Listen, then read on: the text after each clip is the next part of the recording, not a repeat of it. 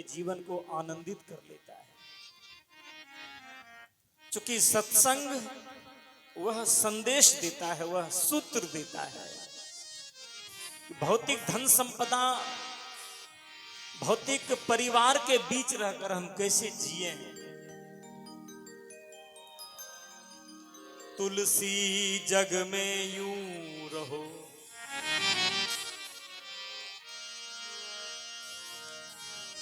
तुलसी जग में यूं रहो, ज्यों रसना मुख माही, खाती घी और तेल नित, फिर भी चिकनी नाही। ये है जीने का ढंग।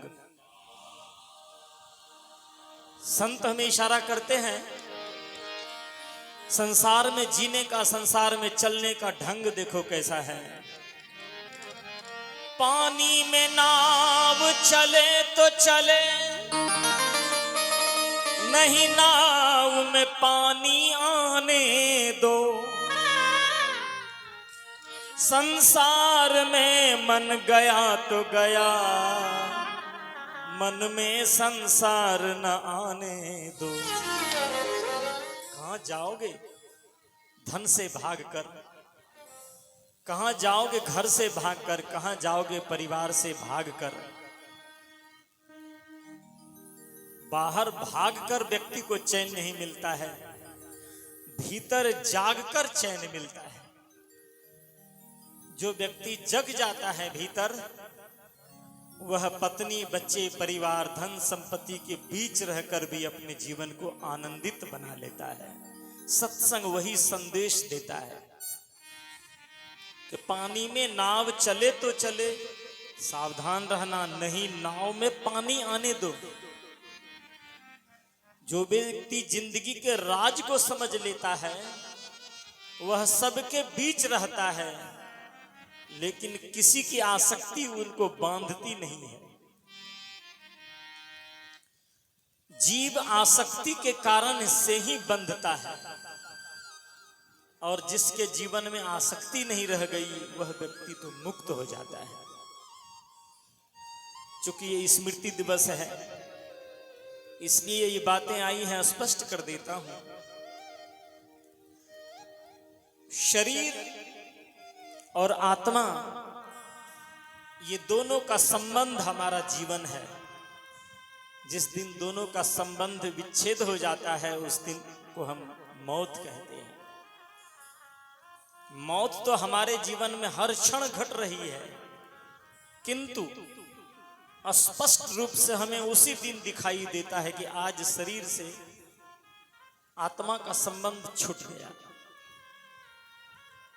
लेकिन जो व्यक्ति सत्संग में आकर जग जाता है, वो व्यक्ति देखता है कि हम तो जिस समय से जन्म लिए हैं, उसी समय से हर क्षण मरते जा रहे हैं। इस मरते हुए क्षण को पाकर के संस्कृति इति संसार है, जो ससरता ही चला जाए उसे ही संसार कहते हैं। ससरते हुए संसार को पाकर के क्या अहंकार करना। और जो व्यक्ति संसार को देख करके, संसार को पाकर अहंकार नहीं करता है, वही व्यक्ति संसार को ठीक ढंग से जी पाता है। इसलिए कवि ने कहा है, जिंदगी में जिंदगी का राज पाना चाहिए, राज पाने का प्रयास करना। शरीर और आत्मा, ये दोनों का संबंध जीवन है। न हम आत्मा का राज जान पाते हैं, न शरीर का राज जान पाते हैं। शरीर का राज कोई कोई जान पाते हैं। 100 वर्ष की आयु पाकर के भी वो व्यक्ति अपने जीवन को स्वस्थ जी लेता है। जो शरीर का राज नहीं जान पाता है, वो व्यक्ति कम उम्र में ही बीमार हो जाता है। उसमें कई कारण हैं। वातावरण का दोष है, संग का दोष है, स्वाध्याय का दोष है। व्यक्ति शारीरिक रूप से बीमार पड़ जाता है, बस अपने शरीर को ही स्वस्थ बनाए रखने में रात दिन लगा रहता है। कई लोग लगे भी रहते हैं तो गलत तरीके से। शरीर को स्वस्थ बनाए रखने के लिए हमारे महापुरुषों ने हजारों वर्ष पहले जो सूत्र दिया है, खासकर इस भारत के ऋषियों ने, वांगभट्ट जैसे ऋषि, महर्षि चरक जैसे ऋषि, महर्षि सुश्रुत जैसे ऋषि, जिन्होंने हमको जीने का ढंग दिया, जिनके रहस्य को जान करके, जिनके सूत्रों को समझकर हम स्वस्थ हो सकते हैं, जिनकी चर्चा सूत्र रूप में मैंने रात में की थी। हमको 5 बातों पर यदि ख्याल आ जाए, क्या, कितना, कब, कैसे और क्यों, क्या खाना, कितना खाना, कब खाना, कैसे खाना, क्यों खाना, क्या पीना, कितना पीना, कब पीना, कैसे पीना, क्यों पीना, ये 5 बात की जानकारी मिल जाए, क्या, कितना, कब और कैसे और क्यों, ये 5 बातों का उत्तर जब हम अपने जीवन में खोज लेंगे तो हमारे जीवन स्वस्थ हो जाएगा। फिर शरीर तल से जब व्यक्ति की चेतना ऊपर उठती है तब वो संगीत की दुनिया में डूबता है। वो मन का क्षेत्र है। मन के क्षेत्र से जब व्यक्ति ऊपर उठता है तब आत्मा की दुनिया में प्रवेश करता है। कितने लोग हैं यहाँ? हजारों में, लाखों में एकाध कोई व्यक्ति होगा जो आत्मा के तल को छूने का प्रयास करता है। अक्सर तो व्यक्ति की चेतना शरीर तल में ही अटकी रह जाती है। कोई कोई चेतना शरीर तल से ऊपर उठकर मन तल में जा पाती है।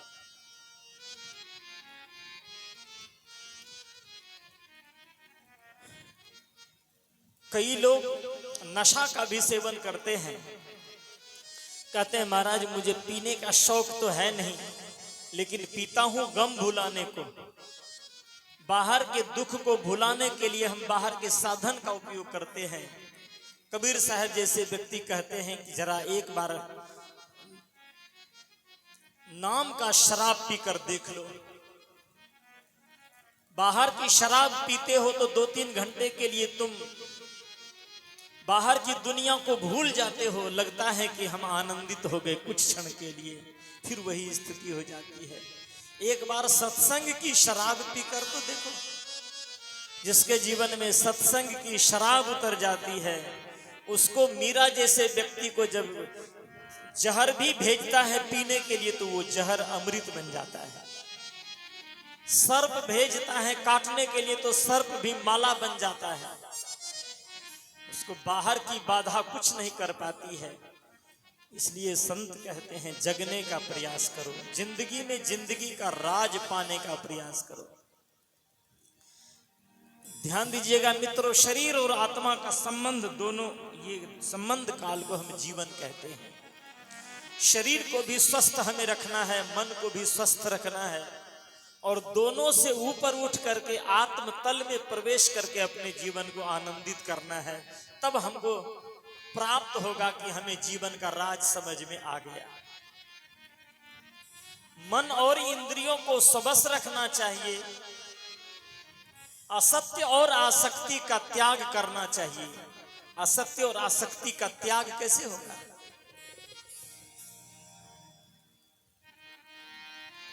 कुछ कुछ सूत्र देते हैं। धन में जहां हमारी आसक्ति हो जाती है तो वहां संत सूत्र देते हैं कि याद रखना, जब तुम्हारे जीवन में धन बढ़ जाए, तो धन से आसक्ति को मिटाना चाहते हो, इस सूत्र पर ध्यान देना कि नाव में बाढ़े पानी और घर में बाढ़े दाम, तो दोनों हाथ उलीचिए, यही सयानों काम। सयाने व्यक्ति का, बुद्धिमान व्यक्ति का यही काम है। जब नाव में पानी बढ़ने लगता है, नाव की यात्रा करते हैं तो धीरे धीरे वो नाविक क्या करता है, कुछ बर्तन लेकर के नाव के पानी को बाहर फेंकता है, इसलिए कि नाव में अधिक पानी आ जाएगा तो नाव बीच में ही डूब जाएगी और हम सभी यात्री राम नाम सत हो जाएंगे। यात्री को बचाने के लिए क्या करता है नाविक, नाव के पानी को बाहर फेंकता रहता है। उसी तरह से घर में यदि संपत्ति बढ़ जाए तो समाज के, राष्ट्र के उपयोग में उसका, समाज के, राष्ट्र के कल्याण में उसका उपयोग करना, उस संपत्ति से, उस विद्या से, उस बुद्धि से, उस बल से समाज में सृजनात्मक काम करना, तब जिंदगी का राज समझ में आएगा। जिंदगी का राज जिनको समझ में आ जाता है वो शरीर का अहंकार नहीं करता। जिंदगी का राज जिनको समझ में आ जाता है वो व्यक्ति धन का अहंकार नहीं करता, वो व्यक्ति बल का अहंकार नहीं करता, वो व्यक्ति धन से, बल से, विद्या से, बुद्धि से समाज का सृजनात्मक काम करता है, समाज का सृजन करता है। जिंदगी में जिंदगी का राज पाना चाहिए, मन और इंद्रियों को स्वबस रखना चाहिए। ये हमारी इंद्रियां, ये हमारा मन बाहर में बार बार भटकना चाहता है। कबीर साहब उसको पवित्र बनाए रखने के लिए सूत्र देते हैं कि मन को पवित्र करना चाहते हो, आसक्ति को मिटाना चाहते हो तो ध्यान में डूबना, गुरु से दीक्षा लेना, जाप लेना और ध्यान के मार्ग में आगे बढ़ना।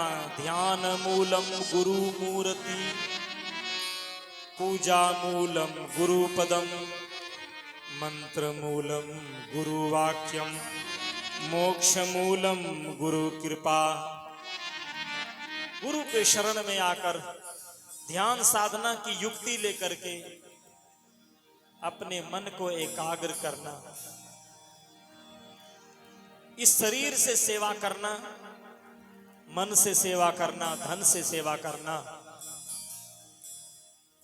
और गुरु के चरणों में तन मन धन सब अर्पण करके,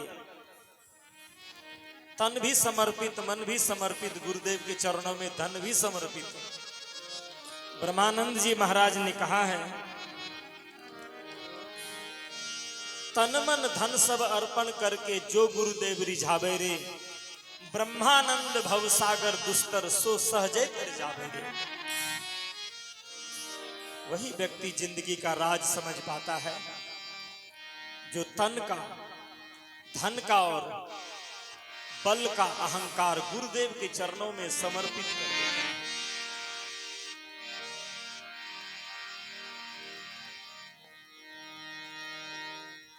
अपने को जानकर मस्त रहना चाहिए। अपने को कैसे जाना जाता है उसके लिए महर्षि पतंजलि ने सूत्र दिया है, यम नियम आसन प्राणायाम धारणा ध्यान समाधि।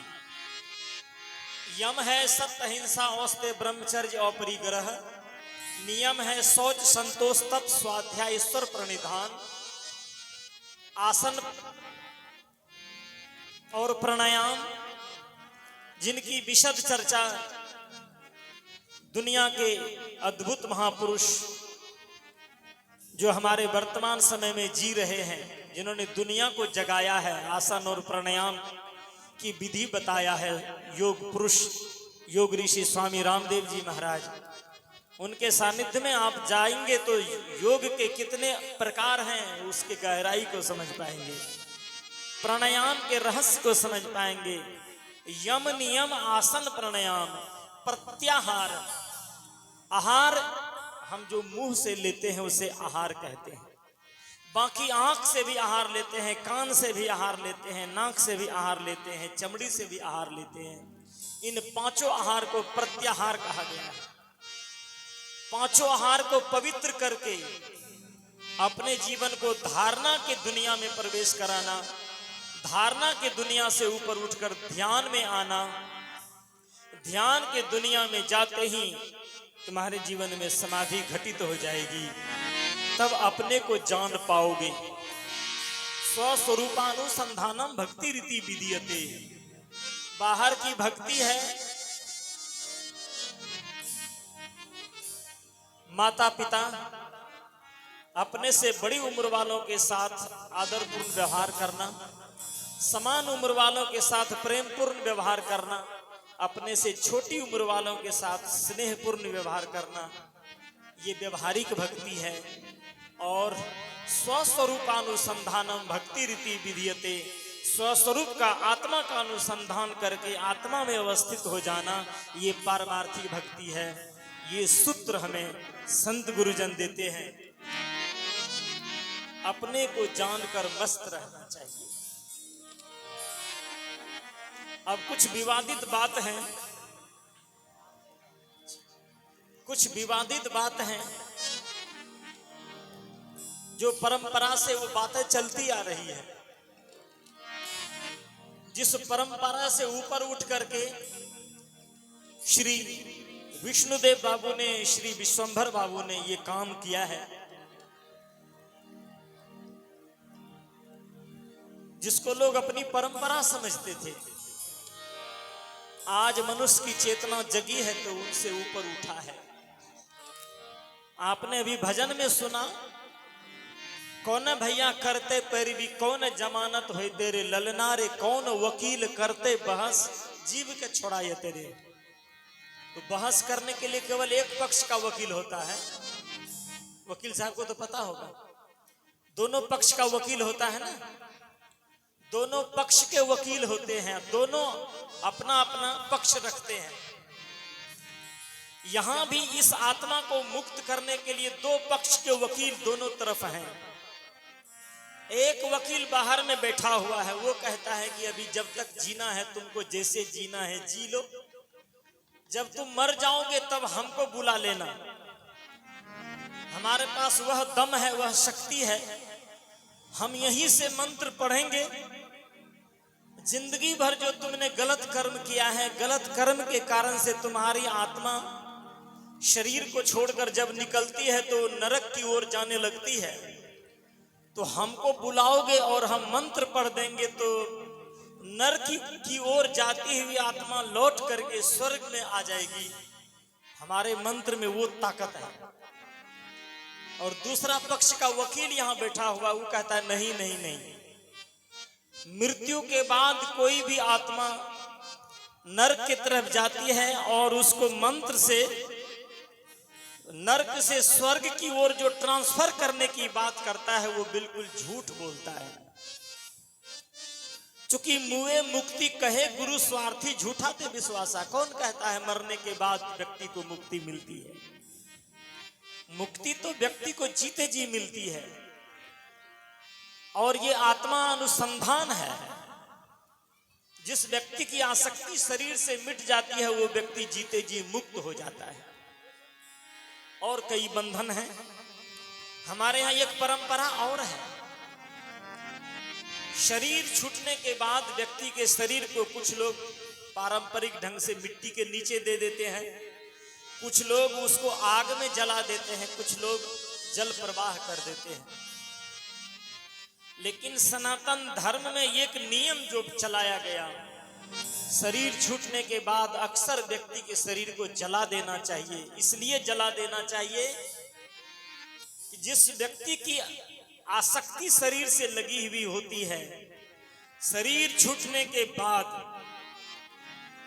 जब इस शरीर को आप अर्थी बनाकर अर्थी पर रखते हैं, इस शरीर को बांधते हैं, चार कहार लेकर इसको उठाते हैं, अर्थी को उठाकर लाते हैं चिता के पास, और चिता पर जब रख देते हैं, वो आत्मा बार बार शरीर में प्रवेश करती है, वो टिक नहीं पाती है।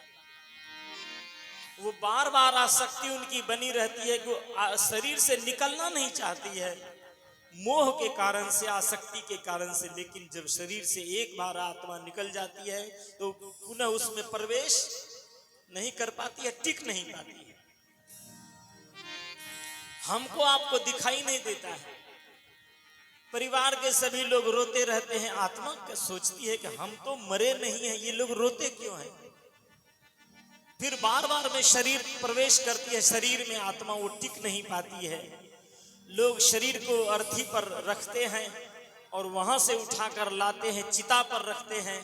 चिता पर रख करके जब शरीर में आग लगा देते हैं, जब शरीर धू धू कर जलने लगता है, उस समय का चित्रण कबीर साहब ने किया है। आपने मंगल में सुना होगा, आधा सरंग हो रामा जब हंसा गई लई हो, घूमी घूमी काया के निहारई हो, यही रे मंदिर में बड़ा सुख कैलो से हो जलिए भैले राख। यही रे मंदिरवा। वो आत्मा बार बार देखती है कि इसी शरीर में हम कितना सुख पाए थे, आज इस शरीर को जला रहा है। और सनातन धर्म में इस नियम इसलिए चलाया गया कि शरीर से आसक्ति बनी होती है, शरीर को जल्दी जल्दी जला दो, चंद मिनट में शरीर जल जाएगा, चुटकी भर राख बनकर रह जाएगा शरीर। उनके शरीर में प्रवेश करने के लिए कोई जगह नहीं बचेगी। वो आत्मा अपने कर्म के अनुसार अपनी जगह पकड़ लेगी। लेकिन आत्मा के साथ जो कर्म होते हैं वो भी 3 प्रकार के कर्म होते हैं। उस कर्म के प्रकृति पर ध्यान दीजिएगा। 3 तरह की स्थिति होती है आत्मा की। धरती पर लोग, ये जीव 3 प्रकार के कर्म करते हैं। एक तो निकृष्ट कर्म करते हैं, एक उत्कृष्ट कर्म करते हैं और एक नॉर्मल कर्म करते हैं। निकृष्ट कर्म उसे कहते हैं जो सबसे नीच कर्म है। जो आत्मा शरीर धारण करके दूसरों को सताती रहती है, जीवन भर जो आत्मा सताती है दूसरों को, उसे निकृष्ट आत्मा कहते हैं, पाप आत्मा कहते हैं। और जो जीवन प्राप्त करके समाज में सृजनात्मक काम करते हैं, उसे उत्कृष्ट आत्मा कहते हैं, उच्च कोटि की आत्मा कहते हैं। और एक आत्मा होती है जिसको हमारे संतों ने कहा कि न ऊधो से लेना न माधो को, समान अवस्था से जन्म लिया, जिया खाया और वो मर गया, न काहू से दोस्ती न काहू से, ये समान प्रकृति की आत्मा है। और शरीर भी 3 प्रकार से मिलता है इस आत्मा को। जो निकृष्ट कर्म करता है जीव, शरीर छूटने के बाद जब तक निकृष्ट गर्भ नहीं मिलता है तब तक वो शरीर धारण नहीं करता है। निकृष्ट गर्भ किसे कहते हैं? माताओं बहनों को ध्यान देना चाहिए। निकृष्ट गर्भ उसे कहते हैं जिस मां का गर्भ दूषित होता है। पवित्र आत्मा को बुलाने के लिए इस गर्भ को भी पवित्र करना पड़ता है। माताओं, इस जीवन को पवित्र करना पड़ता है। जब कोई वसुदेव और देवकी का मिलन होता है, कृष्ण जैसी आत्मा को उतारना चाहता है तो देवकी का संकल्प भी देखिए, वसुदेव जी का संकल्प भी देखिए, कितना ऊंचा संकल्प है, कितनी महान आत्मा है, कितना धैर्य है उसके जीवन में। 7 पुत्र को मार देने के बाद भी उनके जीवन में धैर्य, भगवान को व्यक्ति भूला नहीं है। और धैर्य की परीक्षा लेकर तब भगवान उतरता है। फिर भी मां देवकी का मन दूषित नहीं होता है, भगवान के प्रति अनादर का भाव नहीं होता है। हमारे जीवन में तो एकाध संकल्प लेते हैं, भगवान हमको ये जमीन रजिस्ट्री हो जाए तो हम आपकी पूजा करेंगे। कहीं रजिस्ट्री नहीं हुई तो भगवान होता ही नहीं है, तुरंत भगवान की तरफ से आस्था को मोड़ लेते हैं। दुनिया को इतना कुछ मिल रहा है, हम तो इतना संकल्प लेते हैं देवी देवता भगवान के सामने, हमको कुछ नहीं मिल रहा है। इतना धैर्य हमारा टूट जाता है। लेकिन धरती पर जो मां 7 पुत्र को जन्म दे करके अपनी आंखों के सामने में मरते हुए देखती है, फिर भी भगवान के प्रति ख्याल बना रहता है। भगवान इतना ही परीक्षा लेकर के उनके गर्भ में आते हैं। मां का भी गर्भ जब पवित्र मन से पवित्र भोजन करके अपने गर्भ को पवित्र कर लेती है मां, तो पवित्र पति पत्नी के संयोग से, पति और पत्नी का जो संयोग है श्रोताओं, ये पवित्र संयोग है। इसको पाप की दृष्टि से नहीं देखना चाहिए। पाप की दृष्टि से देखेंगे तो आपके गर्भ से पापी ही पैदा लेगा। और जब पूजा समझ करके पति पत्नी का संयोग होगा, तब आपके गर्भ से वो पवित्र देव आत्मा जन्म लेगा।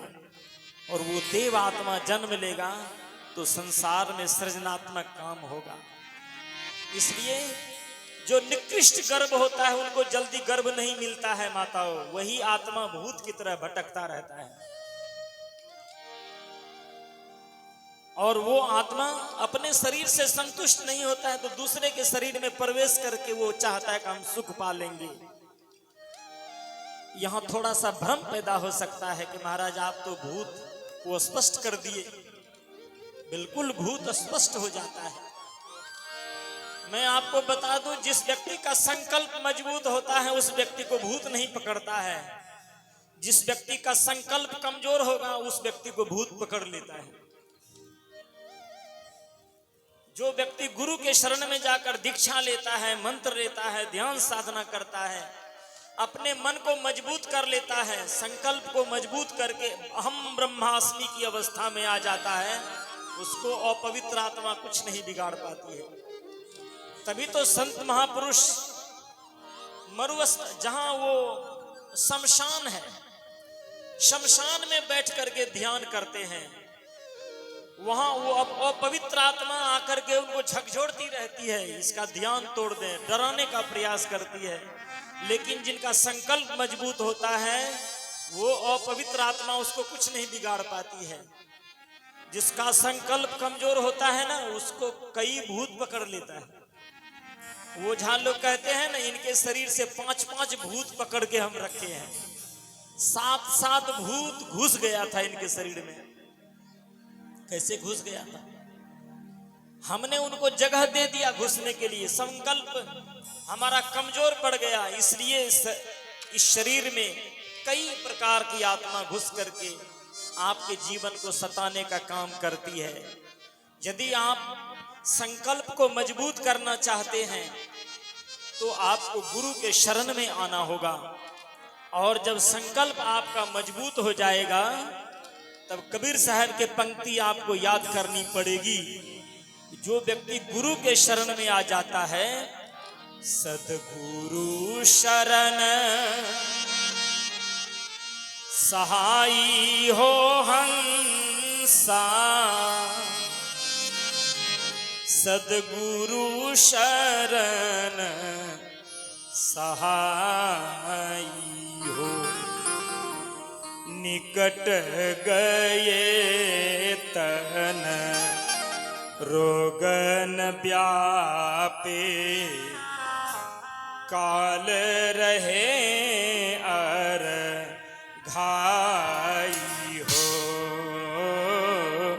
निकट गए तन रोगन व्यापे, काल रहत अर घाई हो। सद्गुरु शरण सहाई हो हंसा, सद्गुरु शरण सहाई हो।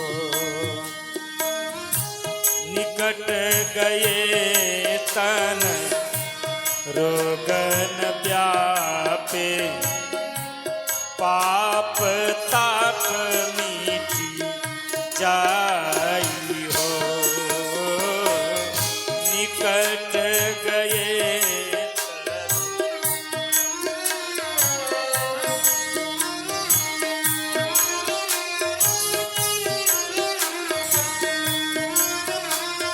पद पर ध्यान दीजिएगा। कबीर साहब ने कहाँ क्या क्या कहा है। सदगुरु के शरण में आने के बाद राग द्वेष छल छिद्र नदर से सन्मुख नहीं ठहराई। राग द्वेष, सदगुरु के शरण में जाने के बाद आपके मन को जो दूषित करता है राग और द्वेष, वही दूर भाग जाता है।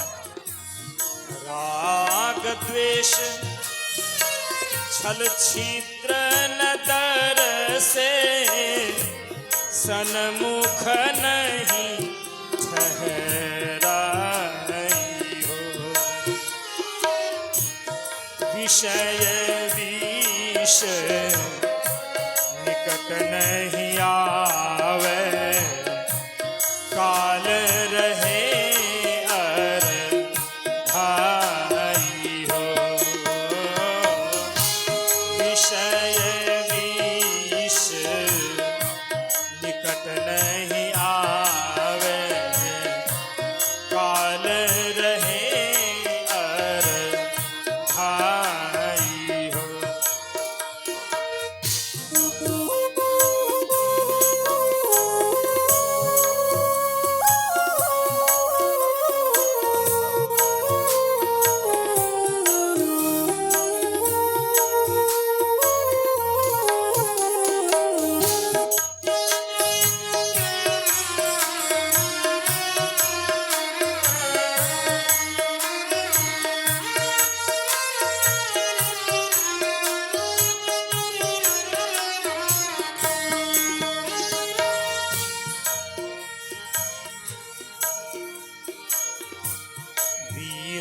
बेताल निकट नहीं आवे, वीर बेताल वाण गली जाई, यम के कोट ढहाई है। वीर बेताल किसे कहते हैं? वीर बेताल। कोई व्यक्ति आपके ऊपर भूत भेजाना चाहता है, कोई व्यक्ति आपके ऊपर मंत्र छोड़ना चाहता है कि मंत्र छोड़कर उस व्यक्ति का कुछ बिगाड़ देंगे। कबीर साहब कहते हैं कि गुरु के शरण में आकर के तो देखो, किसी का मंत्र तुम्हारे ऊपर काम नहीं करेगा, किसी का डीठ मूठ नजर गुजर नहीं लगेगी। जरा तुम शरण में आकर देखो तो। वीर बेताल वाण गली जाई, यम के कोट ढहाई हो। अठवन पठवन मुठ न लागे, उल्टी ताही धरी खाई हो। अठवन पठवन मुठ न लागे, उल्टी ताही धरी खाई हो। मोहनी बसी करन उच्चाटन, मारन मन पछताई हो। सदगुरु ने इशारा किया है, 5 प्रकार के बाण है माया के पास। मोहन, मारन, वशीकरण, उद्मत, उच्चाटन। ये 5 प्रकार के बाण जिस किसी के ऊपर माया छोड़ देती है, वो व्यक्ति पकड़ में आ जाता है। कबीर साहब कहते तुम गुरु के शरण में आकर देखो, कोई वशीकरण मंत्र का, कोई मोहनी मंत्र का प्रभाव तुम्हारे ऊपर नहीं पड़ेगा। मोहनी वशीकरण उच्चाटन, मारन मन पछताई हो। सद्गुरु चरण शरण की महिमा, उल्टी चला चटकाई हो। सदगुरु चरण शरण की महिमा उलटी चला चटकाई। अंतिम कड़ी, जहां लगी काल कालिका के गुण छूटे सब ही रहे अरु झाई है। जहां तक काल और काल का गुण है सब बाहर में ही उलझा रह जाता है, भक्त के जीवन में कोई प्रवेश नहीं कर पाता है। जहां लगी काल कालिका के गुण सब ही रहे उड़ाई हो। कहीं कबीर छूटे भव बंधन सुकृत लाख दुहाई हो। कहीं कबीर छूटे भव बंधन सुकृत लाख दुहाई हो। सदगुरु शरण सहाई हो हंसा, सदगुरु शरण सहाई हो। निकट गए तन रोग न व्यापे, पाप ताप मीठी, पाप ताप मीठी, पाप ताप मीठी जाई हो। बोलिए सद्गुरु देव की। श्रोताओं, मैं निवेदन कर रहा था, इस जीव के पक्ष में दो दो वकील बैठे हुए हैं।